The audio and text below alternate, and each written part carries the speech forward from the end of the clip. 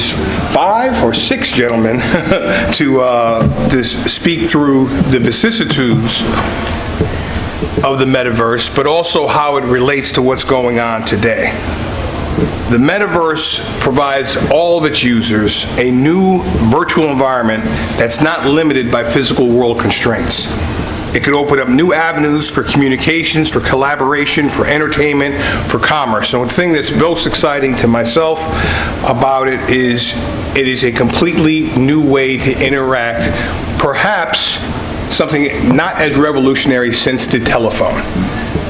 This is the foundation of the future. There's a lot of things going on out there in the world. I assure you that everything will come back through this quiet room that we're dealing with right here today, because this is extremely important. As the world becomes increasingly digitized, the digital divide continues to separate those who have access to technology and those that become less apparent. You know, when it comes down to everything from knowing what temperature your refrigerator is, all the way down to having advanced surgery, all this will be handled coming through the records and the keeping of the metaverse. What I want to do today is introduce the folks that we have here with us so we can get into this. My name is Keith Clinkscales. I'm glad to be here. I've worked before with the entrepreneur that has boldly done some things that really needs to lay the foundation of the future, Mr. Tyrone Taborn, who is the publisher and the chairman of the Career Communications Group. Next to Mr. Russell Frisbee, who will start us off today after we do this introduction. Next to him, Mr. Colin Paris, a Senior Vice President and Chief Technology Officer at GE Digital. Next to him is John King, the Chancellor of the State of New York. One more down is Alex DeJean, the Regional Manager for a teaching system called Noodle.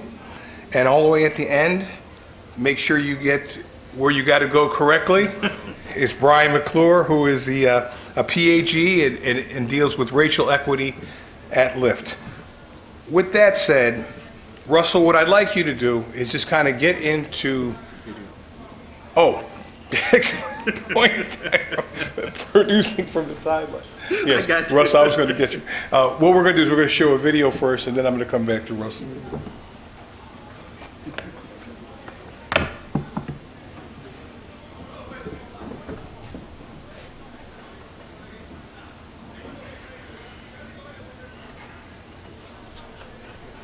Friend and everyone's friend, United States Senator Ben Carter.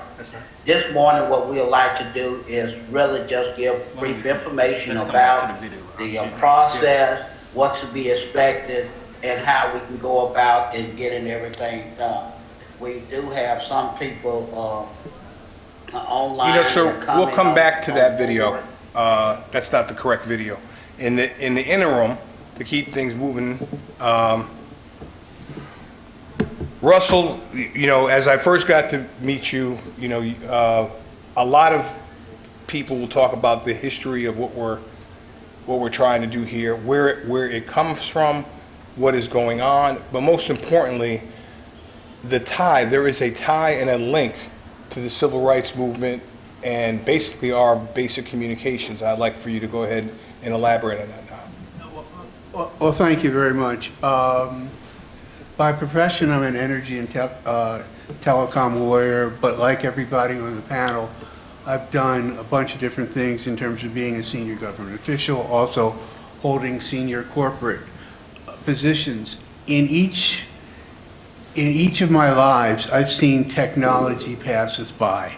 And that's why it is so important to recognize that the multiverse is a civil rights issue.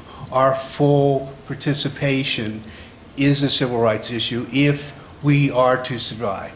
Now, it sounds dramatic, but today we're talking about the digital divide. You know, back in 1970, 71, we had a warning. A fellow by the name of Sam Yet wrote a book called The Choice. And in that final chapter, he gave a warning. He said, black folks were moving into the computer age. And unless we start prepared, get our kids educated, get our folks in the jobs, get our entrepreneurs in, we're going to be obsolete. Now, you'll hear more about this, but I think Dr. Taborn is saying the same thing, and we can't afford to let history repeat itself. Now, fast forwarding about 10 years, we at that point, black folks at that point, were going after radio stations and TV stations where the barriers are high and the opportunities low, not realizing that that was old technology. However, the smart money was on all of the developments in technology, telecommunications technology, which we're now building on with the metaverse. Also, the smart money was looking at what we called the information pipeline, because that was going to be a digital pipeline that allowed people to do all kinds of wonderful things. This was in 1980. In fact, I was at the FCC as a young lawyer, wrote a significant portion of the FCC order, which in essence deregulated the internet so that it could be open to all and innovation. Now, the next year, we tried to unsuccessfully get black folks involved in telecommunications. Got no traction. However, the white guys, and I mean that intentionally, the white guys got in, they formed competitive local exchange companies, they revolutionized the telecom network, and in the process made millions. Now, fast forward another 15 years, after I'd stepped down as chairman of the Maryland Public Service Commission, I became president of the Competitive Telecommunications Association. AT&T, the old AT&T and MCI were our largest members, but the guts were those CLECs, those white guys who had gotten in, changed the market, and become millionaires. I got to know them through the Comtel and through a couple of corporate boards. They were not geniuses. Most of them did not come from money. A lot of them never started out in telecom, but they saw the opportunity and they moved. And two lessons I've learned from that, and that's why the metaverse is so important. One, that if we had listened to Sam Yet in 1970, we wouldn't be talking about a digital divide. Right. And secondly, it's time to focus on the metaverse now. We have to be all in, whether it's our kids in education, the schools, jobs, entrepreneurs. We have to be all in, because if we're not, 10, 20, 40 years from now, we're going to be talking about a metaverse divide, and our kids are going to curse us. Thanks.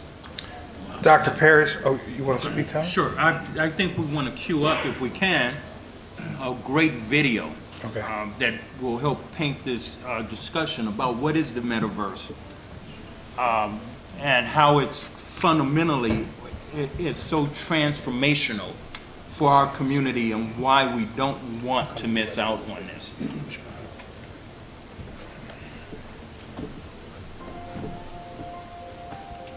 What if you could build your own city? A place where every child can find nurturing people to help them achieve their full potential. A place where every adult can access job training support, where health education is abundant, where social justice ruled the land. A place without limitations. Welcome. You have arrived at STEM City, USA. It is what every city should be. A safe and trusted community where you find people and resources to help you become everything you are and beyond. STEM City is unlike anything you have ever experienced. It is a digital twin of the world around you, only better. STEM City is about energy and soul renewal. It is more than a digital world. You can almost feel the power of live cultural events, music, and theater. STEM City promises a better future for children with caring mentors and hands-on activities with dedicated tutors to support our youth. STEM City is your passport to a healthy lifestyle with weekly events addressing our community's many issues. STEM City is your financial well-being with helpful information on wealth management, career advancement, job training, and so much more. STEM City is the community you deserve. It is the city where your dreams can come true. STEM City USA, a place in the sky that is accessible to all who reach for the stars. Great, thank you for that. Again, I'm Tyrone Taborn. You have in front of you and at your seat, and if you want to take a couple to give to a young person or someone else, take a copy of my book about what is the metaverse. Let me frame this real quickly because you've got a great panel and these folks are really going to dig down. But I want you to really take away a couple of things from this panel. One, I want you to understand that we're talking about a whole new technology that is absolutely transformational. And the other thing we want you to take away from it is that there is absolutely a significant role that you can play in creating wealth, in creating knowledge, and changing our community in the direction it's going. And number three, I want you to take away from this is that we need, not to blame the victim here. We can never win the digital divide as it has been going. And the reason we could not win it is because there's been major transformational pieces that have happened in our society. I can't touch on all of them, but I'll touch on one. In 1958, 1959, with the microprocessor, we were only graduating a number of engineers from one university that had an accredited program. And with that microprocessor, the whole computer revolution started and changed. Everything that you see, you operate, still operates off of those chips. Billions and trillions of dollars were created while we were still fighting a civil rights war. So from a position of hardware, software will never close the digital divide. Then we had the PC revolution with Dr. Mark Dean, Paris Collin, who also played a critical role. When Dr. Mark Dean rolled out the majority of the patents on the IBM personal PC. That was almost 20 years after we begun to have blacks in engineering. And so we started to see the fruits of people like Dr. Colin Paris and Dr. Mark Dean, but we did not create wealth, even though we were significant contributors to technology, and the personal computer as you see it would not exist without a black man. That was another major revolution. So now we're looking at something completely different, not advancements in technology, but a transformation of technology. We are now in a situation where we're going to decentralization of data, where you can own data. As a result of that, we're moving away from protecting hardware and data on hardware to protecting the data. You can own data now. So that means we have a whole new opportunity of a new economy, new industries. We're at the very beginning. In fact, we're not even at the starting line. The starting line hasn't even happened right now. The bold takeaway is that we can now close the digital divide if we choose to get in front of this within the next 7 years. And that is why I'm so passionate here. New industries, new ideas, new services, so many ways in which everyone in this room, not only can you become a millionaire, but really, seriously, you can become a billionaire in this whole new economy. Industry has not figured it out.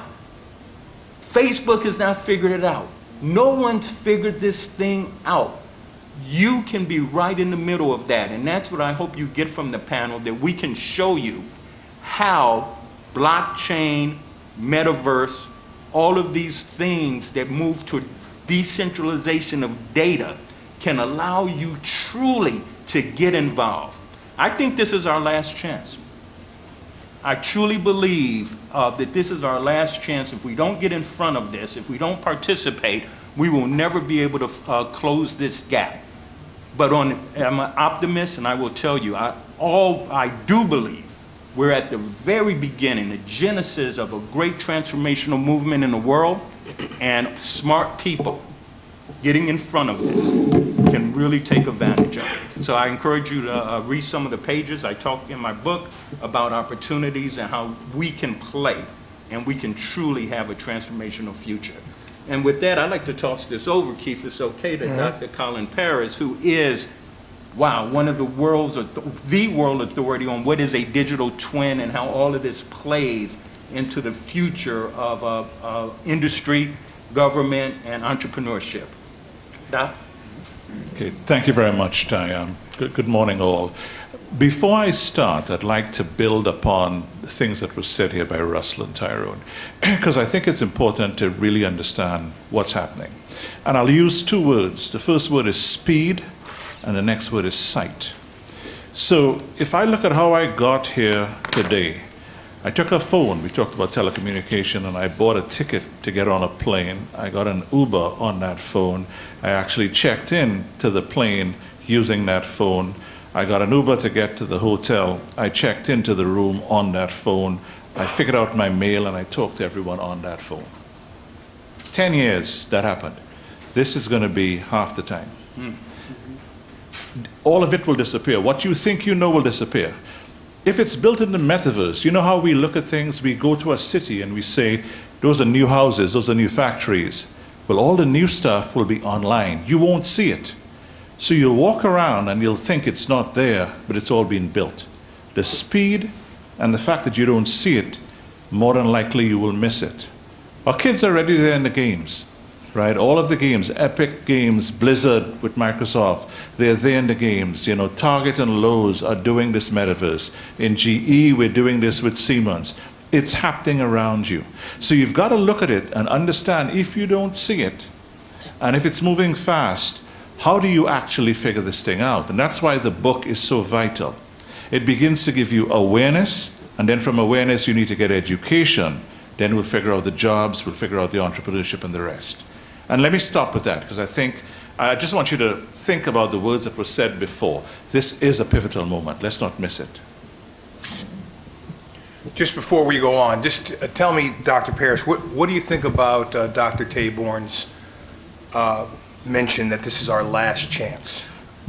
I firmly believe he's right, because what happened, I mean, Ty and I started doing this years ago, you know, in Second Life, 15 years ago, right? And if you look at what was happening then, what has changed tremendously now, in the metaverse, there were things that didn't work in Second Life. What works in the metaverse now? First thing is money. All of the blockchain stuff is becoming crypto. The money has disappeared, right? Now, wherever the money is, people will go. Let's not be confused about that, right? The second thing is how you own an asset. It's interesting for us as people of color, right? You know, we've had assets taken from us. We don't own many assets. But the capability of blockchain with this thing called an NFT means you can hold an asset in the digital world and it's tracked and no one can take it from you. We create a lot. We create songs, you know, we create music, we create videos, we create many things. You can't hold on to it. We don't have the rights. But with blockchain and NFTs, you have the rights. So in this world that's being created, the money went there. That wasn't there before. The assets went there. That wasn't there before. What wasn't there before was all the data. The data is now collected and you could pull it together in one place. That's why Facebook is there. If they have all of these billions of users, why are they creating a metaverse to show you the data in the right way? So what's different now is that the data about the people, and the data is more important than the people. The data tells you how much money I have. The data tells you how much I spend. In fact, you can create a twin of me that could be smarter than me and show me the right ads to get me to buy something. So they have the data, the money is there, the assets are there. What's left? Well, let's talk to the school. I'm sorry, I didn't mean to cut you off. No, but that's the point. I think we are at the last phase here. And if we don't see this, it disappears at a speed and you can't see it. How do you fight against it? That's right. Thank you, Keith. Chancellor, with could you build on just what has just been said, but specifically as it comes to education and really where we're going now? Yeah, grateful for the opportunity to be a part of this conversation. You know, at the State University of New York, what we worry about is the question of whether our young people, particularly young people of color, are going to be the consumers in this world or the producers and owners in this world. And that comes to education, right? Are our kids going to play the games or are they going to design the games? And to ensure that our young people are in a position to truly benefit from the continued evolution of technology, we have to have a revolution in STEM education. You know, if you look at our teacher workforce across the country today, majority of the kids in our nation's schools are kids of color. Only about 15 to 18% of our teachers are teachers of color. Only 2% of our teachers are black men. So that's a huge divide. You look at what happened with COVID. Who were the kids who were least likely to have computers at home, to have internet access when schools were moved to virtual? It was kids of color and low-income students, and we still see that students are months, if not years, behind as a result. And we, as a country, have not yet done nearly enough to help students catch up. If you look at our colleges and universities, and this is something we're working on at SUNY, we do not see enough Black and Latino students enrolled in computer science programs, data science programs, cybersecurity programs. Our young people are not in a position to get the full benefit of this world that is being created. And so I think we have to have a tremendous sense of urgency about closing those academic gaps. I also will say, you know, one of the things that worries me about the metaverse world is the track record of the Silicon Valley companies around civil rights and equity is terrible. You look at the Silicon Valley companies, they do not at all reflect the diversity of the United States. You certainly look at the executives and the owners, the investors, the venture capitalists, they don't reflect the diversity of the United States. And you look at the choices the companies have made, the role that Facebook played in disinformation during the last 2 presidential cycles.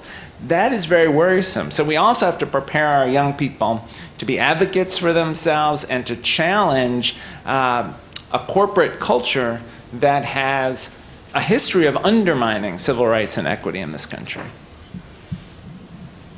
So let's take it to the next step. Alex, why don't you talk to us specifically about your company and how that relates to what's going on with the metaverse, and build off of what Chancellor King said.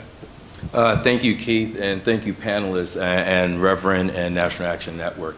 I get the privilege to work in this swim lane at Noodle Partners because of these gentlemen and many that have been in the movement, having worked in the movement for most of my life, and I have the privilege now to work for Noodle Partners as a strategic partner with colleges, universities, helping them think through their problems and challenges and build a pipeline of next generation leaders.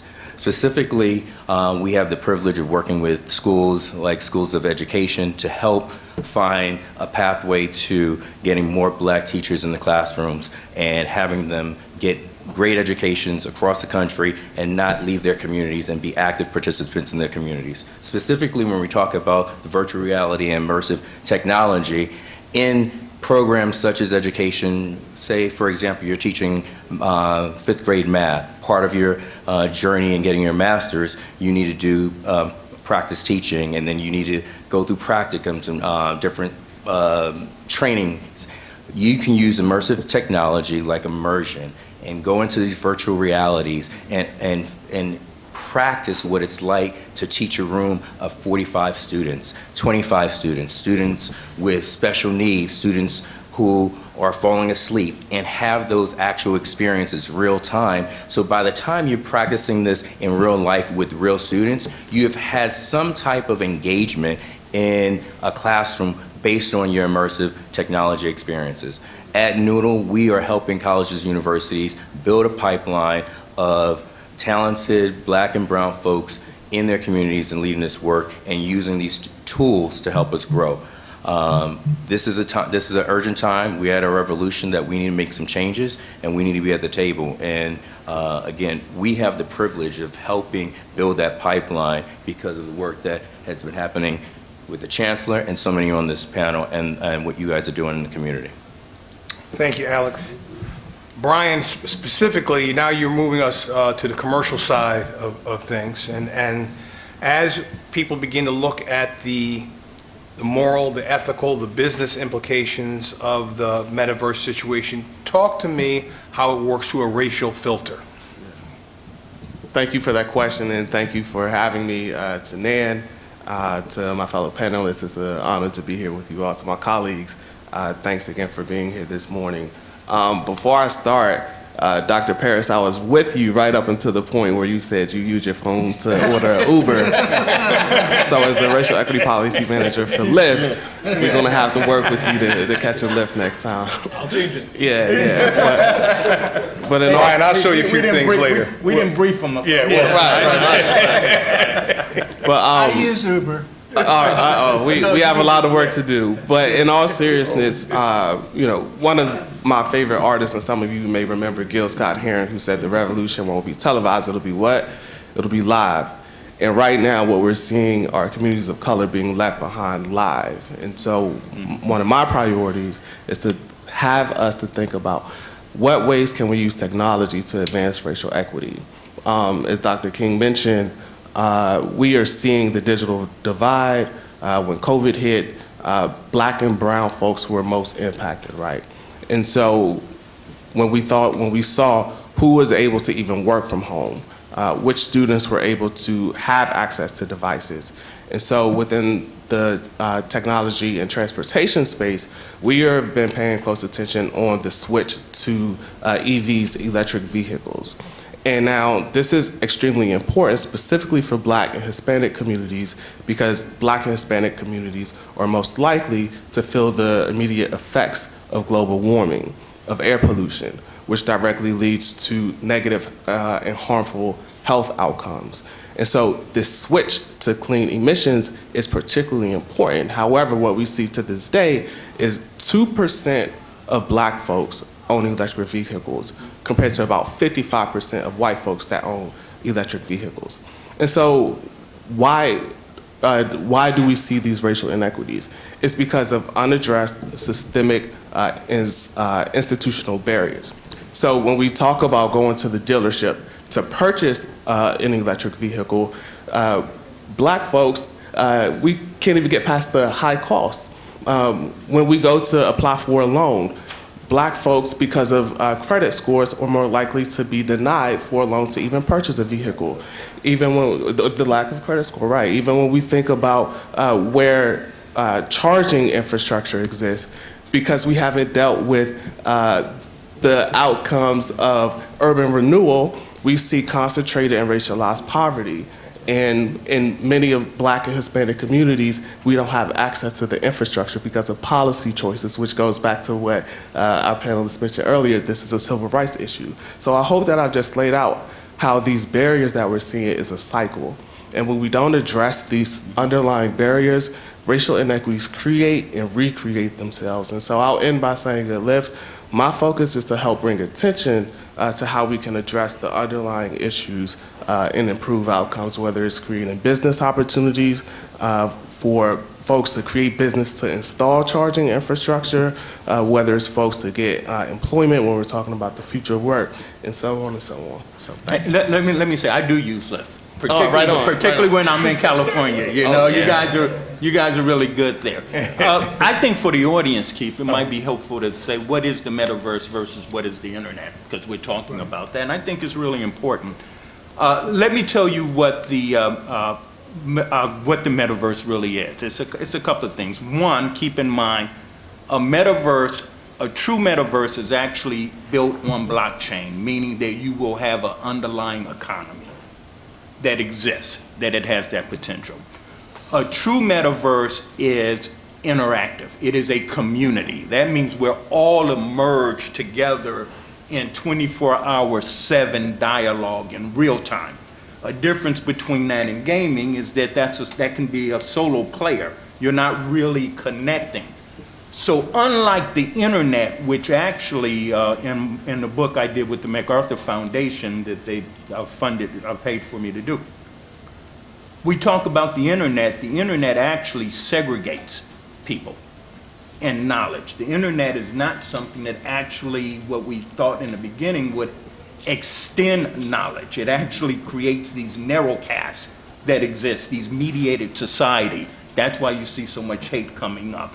A metaverse actually creates community and collaboration that expands. The other thing that a metaverse is, it allows you to have agency over your digital information.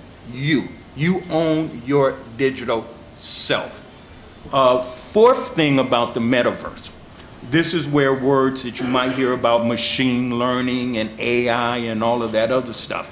A true metaverse is a growing being. It will grow. The more people that are involved, they create digital knowledge that they can add to that metaverse and expand. So what we've done with STEM City and laid it out, if you go back to STEM City, you will see tons of people from the military to corporations to K through 12 kids who are actually creating content and leaving it behind. So that's what a metaverse is. And that could, and the hardware can be anywhere. Now, our metaverse happens to be what I call 2D, which is how the whole world will probably consume it because of low bandwidth, but it meets all of those other criteria that I pointed out. What the metaverse is not is AI, augmented reality, virtual reality. Those are all tools that you put on that platform, and they're all important. But if they don't reach those four things, now this is where the chancellor pointed out about us being consumer. Here's the real battle. Those individuals that will create fake metaverses or closed metaverses. A closed metaverse will force you to simply be a consumer. An open metaverse, which we've created, will allow you to be a creator, the ability to create wealth, and to create the ability to grow. And that's why this is a civil rights issue, that the reason I'm here is to let you know that you can transform your community overnight, right now, with the basic tools we have out there. Transformational right away. Tyler, would you start a couple more minutes? Because I think people have got to realize what you're talking about. For the first time, using your portal, black entrepreneurs have a way to get in where the barriers are pretty low. That's right. And the opportunities are high. But I don't know if you want to... No, I'll just say real quickly, because this is so new. Many of you may have played the game, 52 card pickup or something like that. That's where we really are now. Chancellor, you might want to jump in this, or Paris. It is not the same. This is what is scaring so many major companies. It's like you picked up a deck of cards and you threw it in the air. Everything's out there. So it is speed to the issue right now. And the revenue exists. You can find that. The solutions are there. Everybody in here probably has a great idea. You just don't know how to get there, and that's what we want to help you with. But I think that some of the other panelists, particularly Dr. Paris, is such an expert in this issue. Right before Dr. Paris goes, I'm very interested in understanding how we get from where we are, where I can't catch a cab in Silicon Valley, to now you got us programming the metaverse. So that's right. Before you take us there, you make sure we address that. Sir. Who's that thrown to, Keith? No, that was Colin. Okay. Dr. Paris. Dr. Paris. Wow. Yeah. So let's think about two things here, right? Whenever something starts, there's a fairly scary moment about doing it, right? Whenever something is established, everyone else is doing it. And if everyone else is doing it, you do it easily, right? So we're at that scary moment right now, where we are good consumers, and we've trained to be good consumers. That's right. Now, remember the two things they want as a consumer. Most people get confused. It's not just your money, but it's your time. So you look at the gaming industry. I'll get your money, but my kid will play 10, 12 hours. When you play 10, 12 hours in one spot, your mind actually changes to get you optimal in that one spot. So what you do is you find you're good at it. So what do? You come back to do the same thing again for the next 10, 12 hours. And so bit by bit, that's why you continually look at Facebook. Because you get good at it. You know exactly how to swipe. A new platform, you never go to it. So consumers are all about your money and your time. So now if you look at what you need to do here in this new phase, you've got to do the same thing. You may not have money, but start with your time. Go to these things that are brand new and you'll see it's difficult to learn. This is the discussion with Keith. You know, how do we make that jump? Because I'm accustomed using everything else. You make that jump by spending the time in there. As you spend the time in there, you begin to not only see how easy it is to use, but see how easy it is to create. So that's where the power begins. Then once you begin to create something of value, you figure out how do you get other people to spend their time and money on it. And now you become the entrepreneur. So the journey for us is also one of that jump is about time and money. And the other aspect of that jump is to learn right now that it's new, which means nobody else is controlling the way you think. On a gaming platform, it's controlled. They tell you the world. They tell you what to think. They even tell you, oh, this is what you want to be. I want to be this level. We get a chance to do that here. So let me step back and say, Keith, did that make sense to you? You did. Okay. Yes. So I would like the Chancellor to follow up, though, on one point. Like, okay, now Dr. Parrish has talked to us about how, but you've got to talk about who and why, the folks that you're dealing with. Look, we have a public policy problem, I would say, where we need the federal government and states to invest more in the preparation of our young people for these opportunities.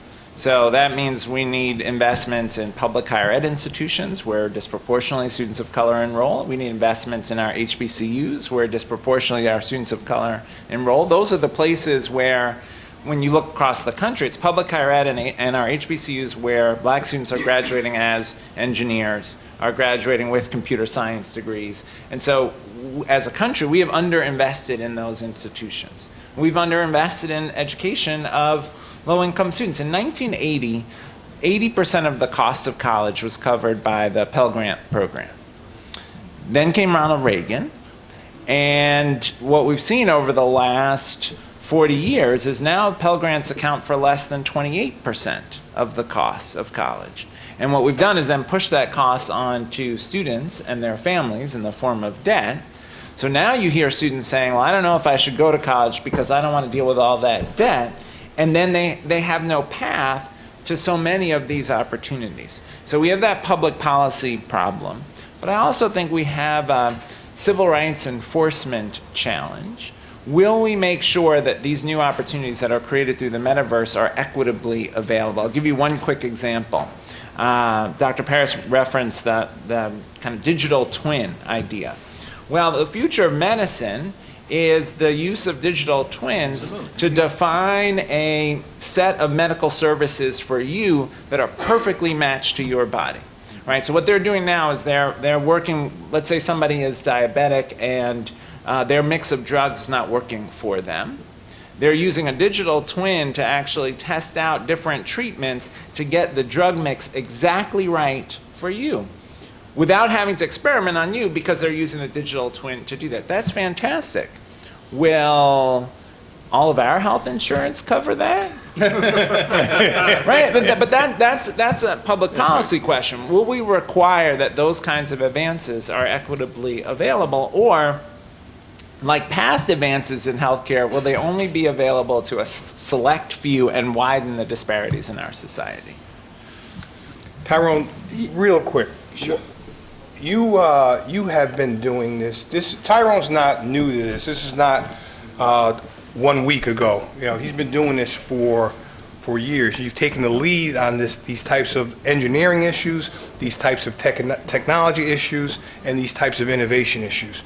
Talk to me about what led you to think about the metaverse the way you do, and then present it here, and also work with your other colleagues to get it. I absolutely love that, because I'm going to come back to education, which is really important. But let me ask the audience a question. How many of you read The Covenant with Black America, the New York Times bestseller that Tavis Smiley did? How many? Okay.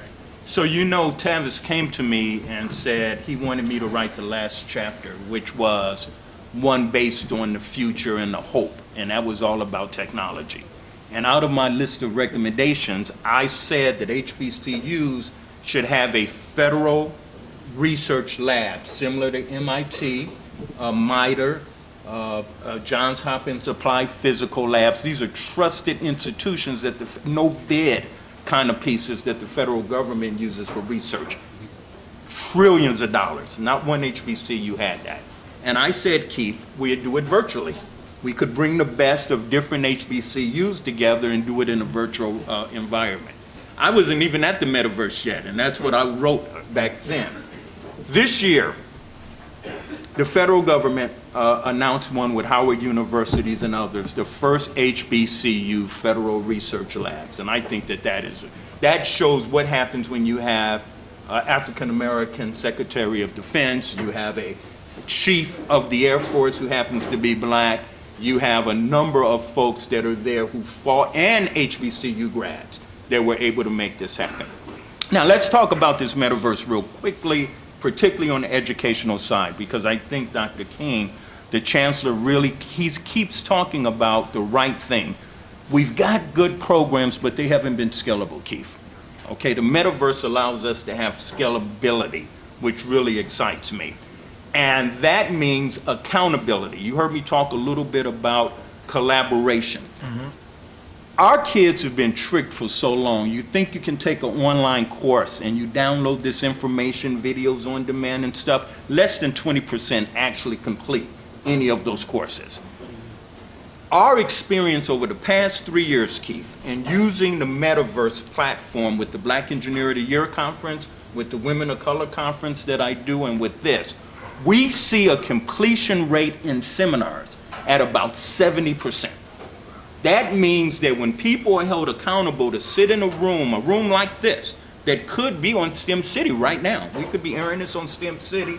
People could be interacting with us from all over the world. When you introduce a familiar environment, not a Zoom meeting, but a familiar environment that tricks the mind that you're actually in a real location, and you add cohorts and other accountability, your intensity and pickup more than triples. It moves up to 70%. That is one of the ways in which we're using it, and that's one of the ways in which we're going to transform education. The final thing I want to say, I see Senator Larry Young here, who is a driving force in making this panel happen today.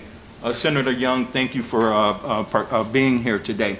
One of the things that we're doing in Baltimore, we're joining together with the religious community, and we're actually building a physical area in Baltimore City, West Baltimore, I believe, the Thurgood Marshall School.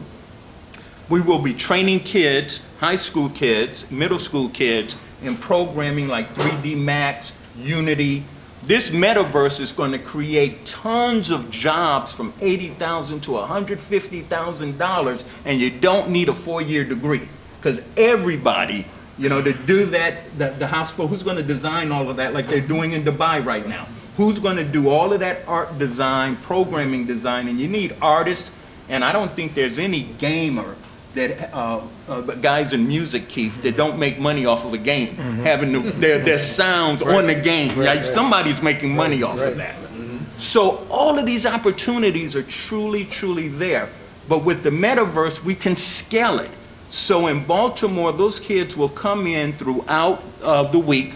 They will take courses, and then we will have those courses not only physically there, but we have the digital twin so that thousands, tens of thousands of kids can sit around the world and take the same course and interact. That is how it transforms education, and that's how we get our people up. Just one last thing. I must just say this. And I hate to say this to everyone in this room, but I already told you in the beginning about what happened in 1958-59. We were locked out of technology, even though historically black people, black slaves were the technologists of all of history. Who built the buildings? Who did the corking? What did Frederick Douglass do? He was the best corker for ships. That's why they ran him out of that. We were the technologists, and we were forced out of all of these trades, right? Today, if you look at the number of data scientists, chief data scientists, less than 2% are black. You look at the number of black engineers, our number, Dr. King, as you know, after we pushed up, is dropping. What does that mean? That means that you can take all of the blacks basically out of technology, and technology wouldn't stop. You try doing that with other groups I love, Asians, Indians, you take them out, technology would hurt. We've got, and that doesn't mean we're not smart, that just means the barriers are against us. So, but we have the tools. I believe with the metaverse, we have the tools in which to turn that around. Once we get to those numbers that it hurts, then they're gonna treat, a lot of people are gonna look at us a whole lot differently.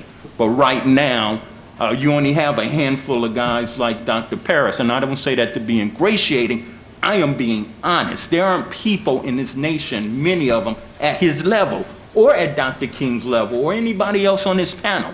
So we've got to use this metaverse. My hope is that we use it as a force multiplier, and that's why I'm creating this. We've created the only black company that's done this. We're the only ones who own a metaverse. We're giving it away. We're encouraging you to get in there and play with it and build, because that is how we're going to change things.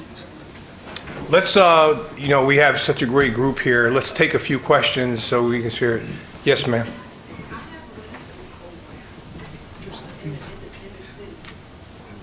You too, right. Can you speak into that mic so the folks who will see this in the metaverse can hear you? Cynthia Harris, I'm the president of National Action Network Newark chapter. I have a mentoring program in Newark. How do I bring a program that you just described into the inner city? I can have your program up in less than 24 hours. If you go to stemcityusa.com, there's a button in there somewhere on that platform that says, I have a program, can I come on? We can put you right in there. One of my people will set it up. It's real easy to do. We can take exactly what you're doing physically, the infrastructure's built, and we'll post it right into the metaverse and it would be live, okay? So I have a card of somebody on staff here. Can you raise your hand, one of my staff people? Okay, great. Can you make sure she gets a card? And if anybody has meetings or anything like that, we will put you into the metaverse. And it's that easy because we've created the infrastructure. It takes us no time to get your program live, okay? Yes.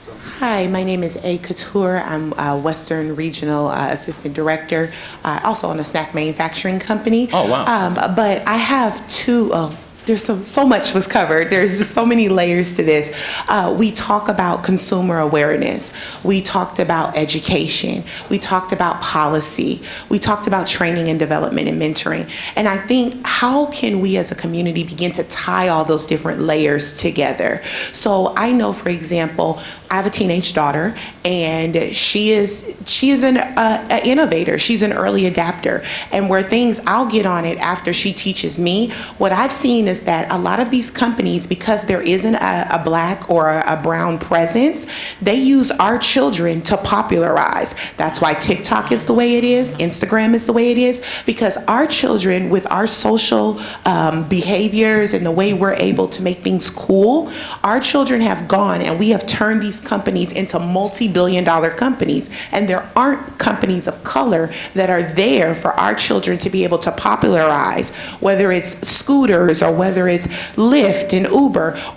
Whatever our children put their hands to. So I'm concerned when they're telling our children, get involved in metaverse, teach your grandmother about metaverse, or your mother like me, because we'll go and we'll make a company $600 million, and then when our companies come on 5 years later, we're in the lagger stage and our children have gone and made someone else rich. My daughter was on Roblox, 5-6 years ago. And now that is so common and mainstream. When I'm telling her about metaverse, she's looking at me like, oh yeah, whatever. We were on that 5 years ago, And so that's one question or thought I want to have. Then it goes into the portion about education and training our young people. There's been disparities on how they tell us. We have Indian and Asian students who come, and they come into this country on a visa. They get an 8 to 10 month training program, and they're at an $80,000 to $100,000 a year job with no problem. But they're still telling our students that we need to go and get engineering, or we need to get training at a college or university level, and they're kind of deterring them from going the certificate route. So I would like to know how we can better communicate the right education, or how to differentiate students that need to go on a university level versus those that may be in a reentry program, homeless youth, those that are in foster care, that we can say, maybe you can't afford to go into a traditional college, but we can get you set up into some type of training program to immediately get you employed. Last thing, I promise. Yes, one last thing, AV. So in regards to the public policy, we see that there's digital divides and disparities within our inner city communities. We've had people come in and talk, particularly in the Los Angeles area where I'm at, where they've come in, they've put in EV charging stations that led to gentrification. Or we've said, we'll give you discount on EV cars, but there's nothing to do with the current cars or the present cars that they have. So I would love to be able to see where we can work on the policy level, that we can create initiatives that says, not only do we bring them into the neighborhoods, not only do we educate people on getting them, but make sure there's infrastructures in place to support them. Thank you. Okay. Before we go into the auto world on the electronic thing, let us stay with the educational side of it real quick and just address her point initially. And also keep in mind, folks, we have about 8 to 10 minutes, so we want to get as many things in as possible. Go ahead. Yeah, I'll say quickly, at the State University of New York, we have 64 campuses across the state of New York, 30 community colleges. We have lots of institutions that are offering 2-year degrees and certificate programs in fields that are directly relevant to what we're talking about today, like cybersecurity, where students are leaving those programs and going straight to jobs that are paying very well with opportunities for advancement. The challenge that we have, I would say, in public higher ed, and the HBCUs experience this as well, is that we get outmarketed by predatory for-profit colleges that use largely the internet as a way to trick students into giving away their money. I mean, those companies are built on exploitation. When I was Secretary of Education for President Obama, one of the things I focused on was cracking down on those companies that were taking advantage of students. And then when Betsy DeVos came in as Secretary of Education after me, she literally hired to run higher education the people who worked at the predatory for-profit colleges we were investigating at the end of the Obama administration. Right, John, that's because she owned this stuff. Yeah. Right? She knew the source. She knew the source. Yeah, right. Okay. Hey, Keith, just because somebody brought up this question, I do want to let you know I'm very proud that we have just introduced, write this down, mystemcity.com. It is the first that I know of, the first minority-owned social media platform. mystemcity.com. It's mystemcity.com. In other words, I'm not going to use this company's name, but well, basically it's a Twitter clone. So if you don't like that, start coming over on this, looking at what we're doing to tie our community together with these social media platforms. And these are the things that we can do. We're not victims at all, Keith. We're not victims. And just very quickly, one of the things that we're focused on at Lyft is making sure that we're creating awareness about where the opportunities are for you, the people, to participate in the EV movement. We don't want to make you the consumer. We want you to take full ownership. And so one of the things I talked about in my comments earlier are there are amazing opportunities for you as entrepreneurs to learn about charging infrastructure, to learn about the installation of equipment, learning about the development and creation of batteries. These are things that also our young people can be learning about this new and emerging field of clean energy. And so making sure that whether we're partnering with our historically black colleges and universities, that people are learning how to take advantage of these opportunities. The last thing that I'll say is it's also important for the company to make sure that we are targeting our outreach and engagement so that we are censoring the voices of the community in the decisions that we make. And so I'm looking forward to hearing from you all. I'm going to stick around because I know we don't have that much time. And I want to hear from you because I want to go back to the company to make sure that we're censoring and creating partnerships where your voices are heard. Thank you. My name is Melissa Del Valle Ortiz. I'm from Brooklyn, New York. And so my question to all of you, actually I have a challenge for all of you. As a disability advocate for community meetings, I often challenge the chair to ensure that our spaces are accessible for disabled persons. One.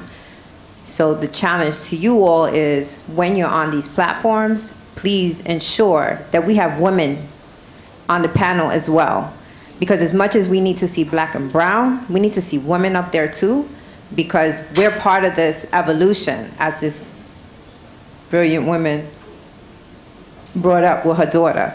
My question to the Chancellor is, how can we, as a community with these 3 young men that came in, how can we, New York City here, work to help SUNY to come into our communities, low income, black and brown communities, to engage students before they make it to high school? Because when they're in high school, they're looking at sports, they're looking at social media, they're looking, I almost want to tell you, it's too late. So what are we doing, and how can we help you get them earlier, sooner, like kindergarten to 8th grade?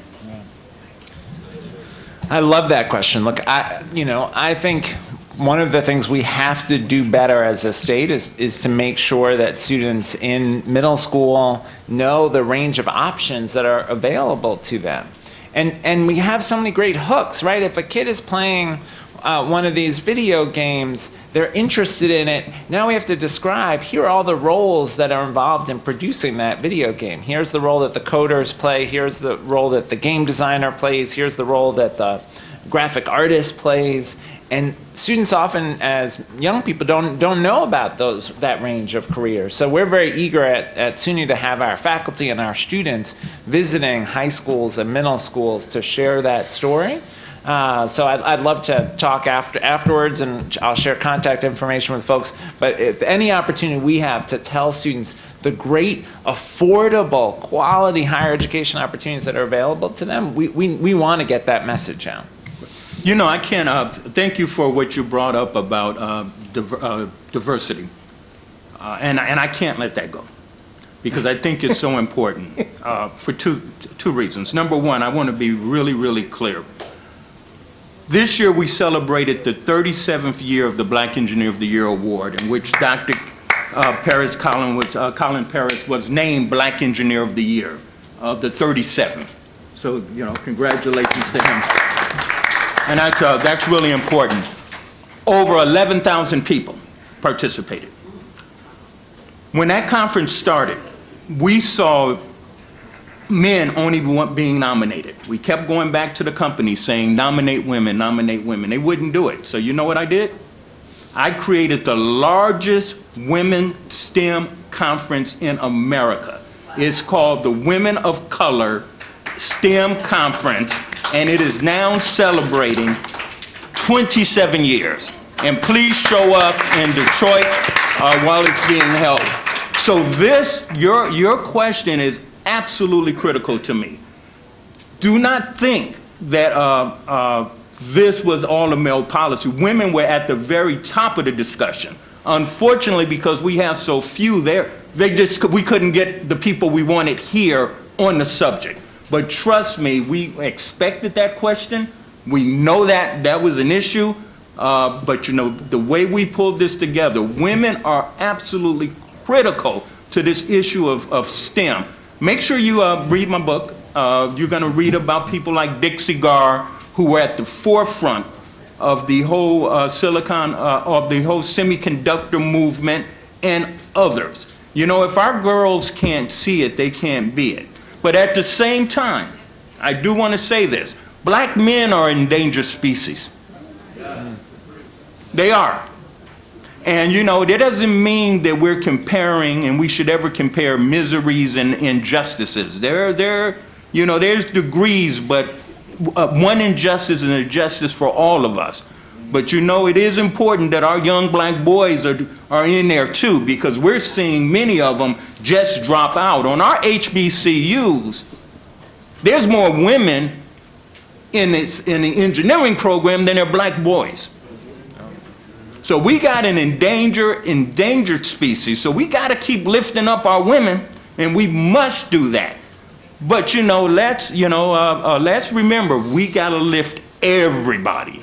at the same time. So thank you again for that, but it was not missed at all on me. And we have a rich history of being there, not supporting women, but making sure that we're playing a role, that they get the recognition that they need. I mean, how can you be a scientist, an engineer, take care of the family, and if you're like me, you know, my wife, she said, you don't even want to take the trash out. So she got to do that too. No, that's not true. I do take out the trash. But I know, guys, you know what I'm saying. All of you in here know what I'm saying. Let me stop. Chief, get me out of trouble. Get me out of there. Look at these guys. You guys have been wonderful. It's just going to be our last question. I'm going to just say that because my question was actually answered. I'm just saying that I wanted to say thank you for this session. My name is Jamil Payton, and I work at Christopher and Dana Reed Foundation. And I'm a racial health equity manager there. So all the things that you mentioned resonates with me for the disability community, especially those in the paralysis community and spinal cord injury. Go ahead. Absolutely. Go ahead. Yeah, go ahead. Julie Harris, I'm the founder of the Council of Black Architecture and Engineering Companies. And the IIJ proposes that they need 80,000 civil engineers just to fill the jobs for that one infrastructure package. My question to you, as a former director of engineering diversity for Louisiana State University and at Southern University, we know that you're talking about this, and we know there's a finite set of seats in engineering colleges, right? How do we expand that, looking at the world that you're creating and the job demand that's going to come? How do we get forward-looking to say we need to have these many more seats in, say, technology, engineering, or civil or mechanical? How do we do that?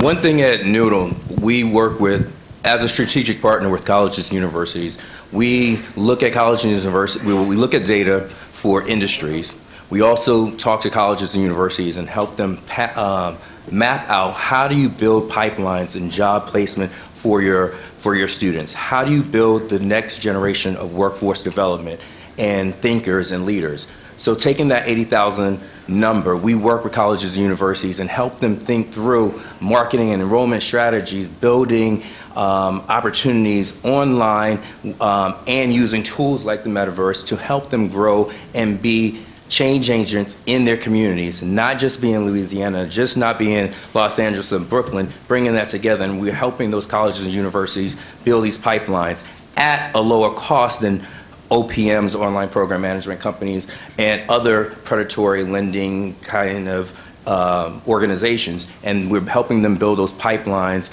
and enrollments and keeping them in the programs at a lower cost than they were doing if they had to move from their city, leave their family, and do this to build the next generation of 80,000 engineers across the country and the world. You know, Alex just made such a hopeful point. I hate to follow it with a darker warning, but I just couldn't let the question go without acknowledging that in June we are likely to have a Supreme Court decision on the affirmative action case. Many analysts expect the Supreme Court to end or greatly restrict the ability of colleges and universities to consider race in decisions about admissions. If that happens, we know from the states that have banned affirmative action, it has a devastating impact on the enrollment of African American students. And that will be a particular problem in the STEM fields where already we are greatly underrepresented. So we all need to be watching that Supreme Court decision and then putting pressure on every college and university to change their policies after that decision to take into greater consideration socioeconomic status, to focus their recruitment efforts on places where there are students of color. There are strategies to try to mitigate the harm, but if that decision goes the wrong way in the Supreme Court, it could have a devastating impact. Just a quick comment. In addition to that, there's already a case in the district court in Texas, and you know what happens in Texas, which would basically do away with all MBE programs. So this goes way beyond schools. It affects everyone. One last comment from a business perspective. You mentioned 80,000, roles needed. So if I look at it in my world, right, I look at, for instance, some of the large Indian contracting firms. What will happen is they will have 4 or 5 people who have actual degrees. Then they will work with me and they will tell me, in the back end, they're going to provide me with talent. I don't know if that talent has degrees. That's right. What they have are training systems. And they build enough training so that those people deliver value to me. Why can't we do the same? Because remember, what I'm looking for is the training to get that done. Some roles do need degrees, yes, because there's liability, there's skills. But some roles need training. Why can't we do the same? So this way we're employed, and then they can get the degree in the right time. Right. So I think you got to look at the system that we have around us and adapt for that, because they give us silos in these things known as jobs in which we think in the way everyone else wants us to think, but let's get around that, because we can provide the people we need. Wonderful comment, Dr. Yeah, Parrish. Keith, just real quick, I just want to say that I think that what John pointed out, it should not escape us that Harvard, where you went, which is a good school. I went to Cornell, so. But any case, Harvard for the first time showed a drop in blacks and Hispanics attending this year in enrollment. Wow. And you're absolutely right. In those states like California, they've pushed aside affirmative action, and we said we'll find disadvantaged youth and that kind of stuff. Those numbers have dropped.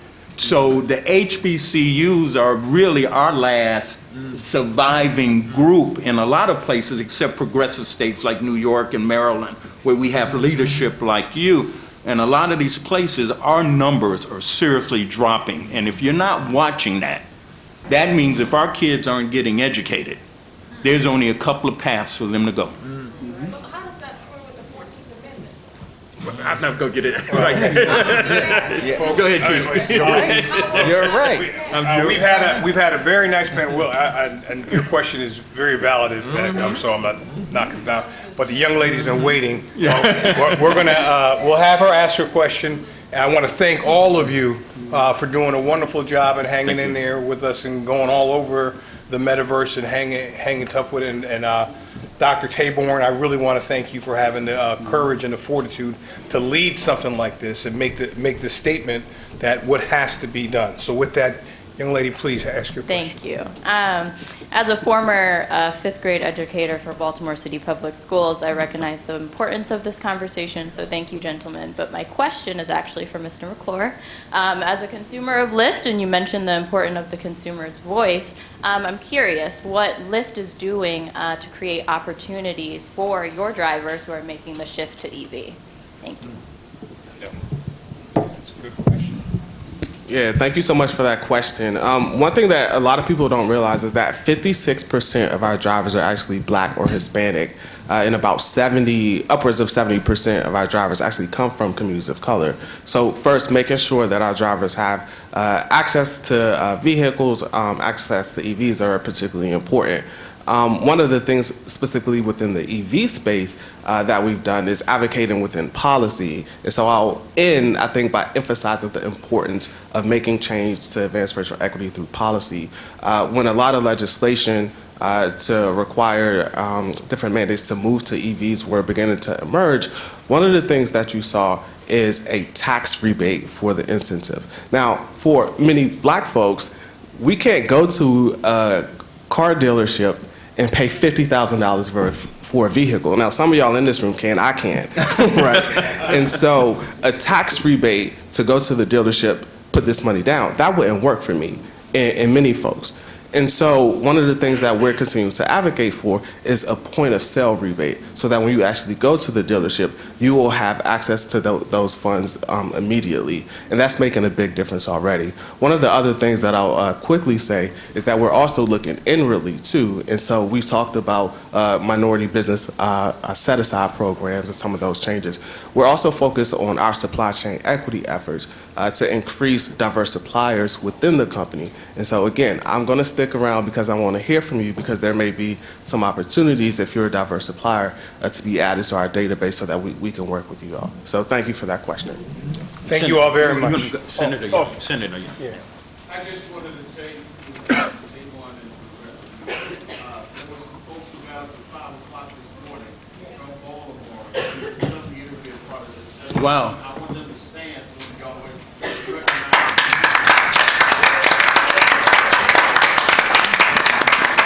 Thank you. Thank you, guys. Wow.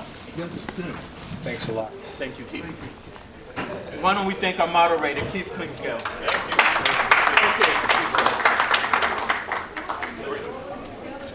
I encourage you to take the books.